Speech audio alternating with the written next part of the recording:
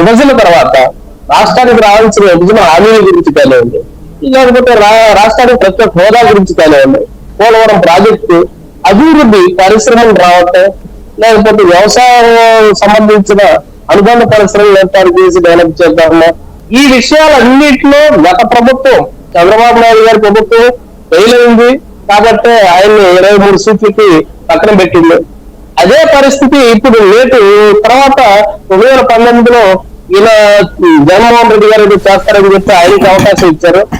ఆయన కూడా వీటన్నిటిలో ఫెయిల్ అయ్యాడు కాబట్టి అసలు ఈ విషయాలన్నింటినీ మరుగుపరిచి మసిపూసి మారాడికాయ చేసినట్లుగా ఈ విషయాలన్నింటినీ వెనకబడేసి వీళ్ళిద్దరు ఏదో పైకి మాట్లాడుకుంటా ఉన్నారు. ఆయన ఏం చేశాడు, ఈయన ఏం చేశాడు. అసలు వాస్తవంగా రాజకీయంగా వీళ్ళు ఏం చేస్తాము, ఈ రాష్ట్ర అభివృద్ధి కోసం ఏం చేస్తాం అనేది ఒక పార్టీ కూడా మాట్లాడకపోవటం అనేది ప్రజలను ఆందోళన గురి చేస్తుంది. కాబట్టి ప్రజలు గట్టిగా ఇంకోసారి ఈ రాజకీయ నాయకులందరూ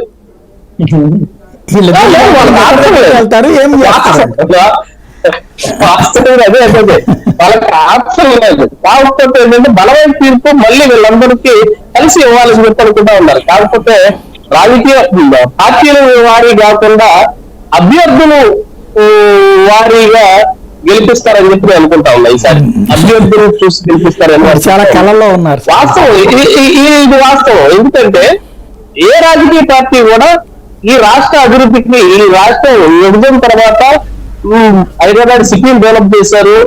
ఆంధ్రప్రదేశ్ రాష్ట్రంలో అంత పెద్ద సిటీ లేదు. ఐటీ డెవలప్మెంట్ సంబంధించిన ఒక వైజాగ్ ఉంది, వైజాగ్ అంత ఐటీకి సంబంధించింది కాదు.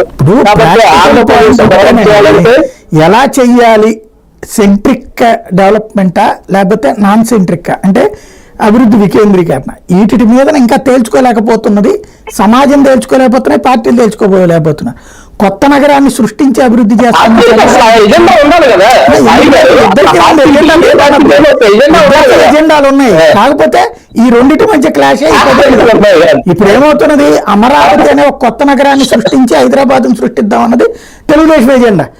అలా కాదు, ఉన్న విశాఖ నగరాన్ని డెవలప్ చేసుకుని దాన్ని హైదరాబాద్కు మారుద్దాం అన్నది వాళ్ళ ఎజెండా. ఈ ఎజెండాలు ఇద్దరి మధ్యన క్లాష్ ఇప్పుడు ఈ 10 ఏళ్ళు గడిచిపోయింది. ప్రజలు తేలుస్తారా?